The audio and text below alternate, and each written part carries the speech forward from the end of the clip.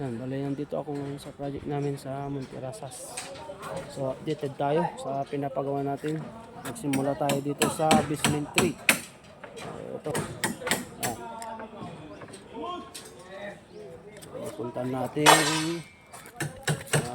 pangalaman natin yung mga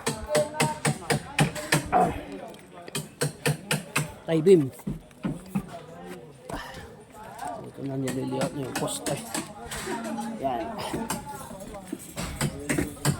So, ito na yung mga bakal. Dali ang design natin ng is diamond. Yan. Napakaganda. Napakatibay yan. Ayan guys. So, bali yung retaining wall natin ito. Yan yung retaining wall natin. So, bali na sa likod yung poste. Yan, yung mga tie beam natin. Yan. Diba bali may retaining wall na ito. Ito yung pinaka-taas na poste. Puntan. Tapos ito yung isa. Series.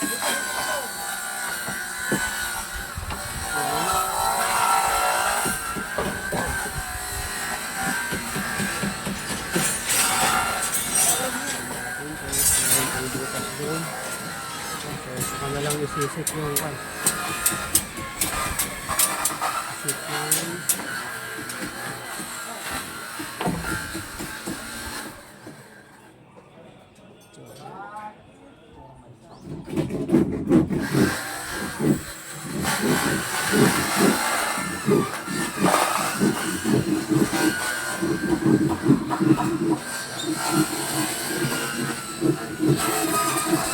natin.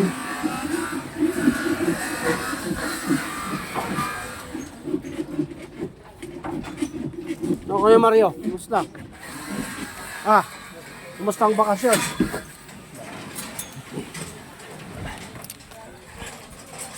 Yan na yung poste niya. Tie beam.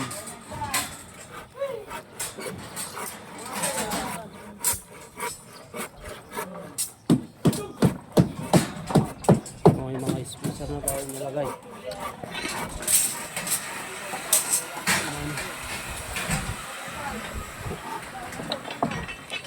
Kalimutan ko yung sombrero ko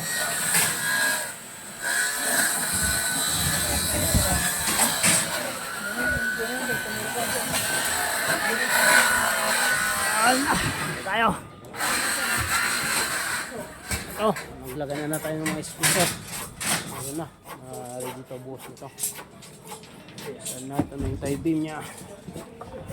Ayan. Palagay na yung mga spacer nya.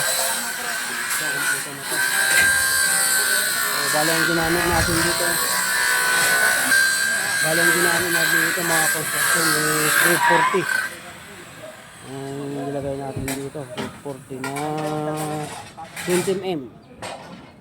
Ayan, para 20mm lahat. Ayan, bali 5 yung kanya.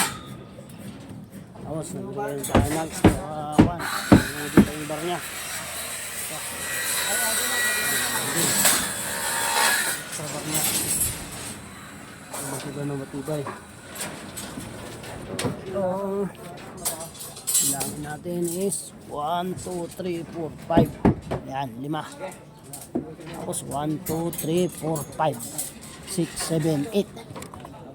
So, bali 5 yung kuha natin doon. Nilagay natin na ano niya. Tapos ito 8. And then dito tag-tipon na. Sa kabila.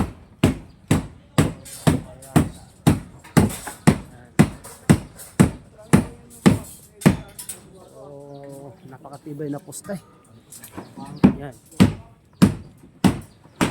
Oh. Yan ya.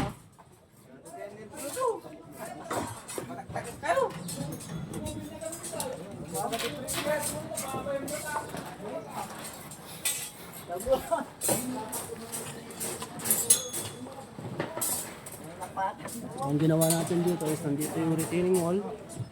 Ayan. Retaining wall na ito. Tapos nakabihik. Pinabitin natin ito. Ito yung pinaka-flooring. Ayan. Okay. Napakaganda. Yan. Tatlo, 1, 2, 3, 4, 5.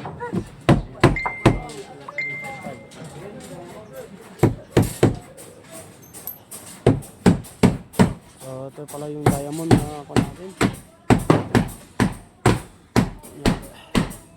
Ayan, 40. Nandun, malaking dito.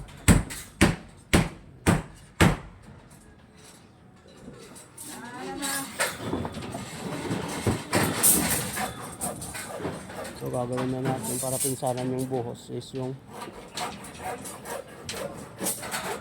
poste. Poste na lang.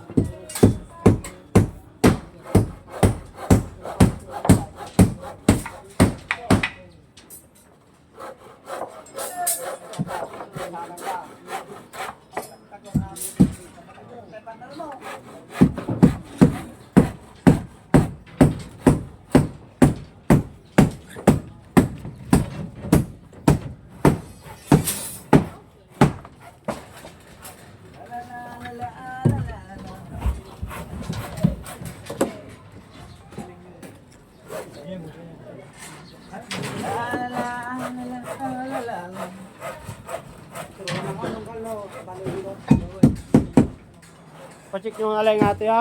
Yan, pababa na yan. Ano hanggang pababa ah. Ang isod. Yan. Ang mahigit.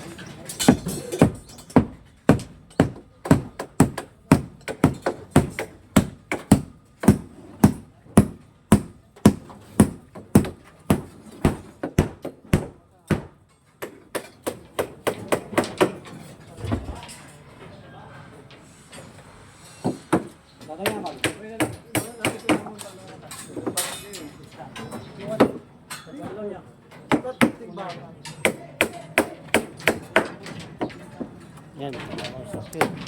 So, yan ang updated namin dito na project mga construction. So, yung mga gustong magpagawa dyan. Pinang sa mag-estimate. Yan.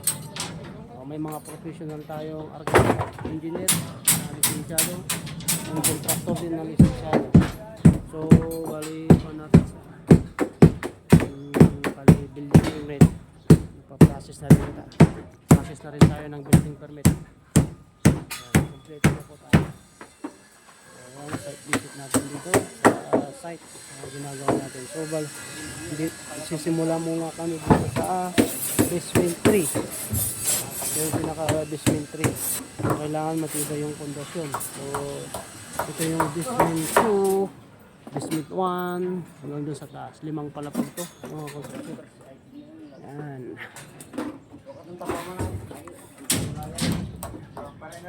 Ay, na-di ground floor na ito eh.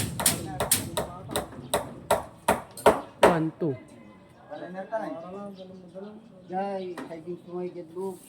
Ang ganad to eh.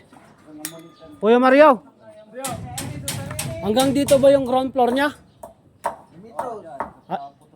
Ito. Ito yung poste. Aba. Ito. Yung laki ng kon natin. Yung laki ng bakpilan natin pala dyan. Bakpilan. Kita ka nun, nga ito na dito. Dito eh. Ito. Kurang nga dito.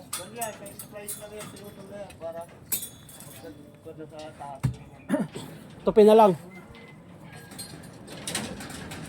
Pinaka-splice muna ito. Saan lugar dito? Si Tel, ano mga building? Ano? Ano marigadan to? Di concrete farm to man eh. Wait. Concrete farm. Problema nga rod kit ko. Pag simsimintuda dito ni. Kitaan tayo ah. Oo, kasano. Yan na. Yung simintuda, kailangan nga i-guide. Yan. Mga lady. I-pumcrete lang. Ang mabiit. Puno lang ang uso. Pagka-field yung pinsan. Oo. Pagka-pakoy, pinakutulun. Ate mo lang, makuha data postinan kahit gusto no. Poste langan eh. Poste kan dati na ano. to eh. No? Kita retaining wall na. Kita retaining wall na. Uy. Ang ano ko, mga cubic. Kung mabalindang ka pa, estimated. Gana 14 ko na. Atoy. 13 to 14 ko na lang. Hindi ka naman.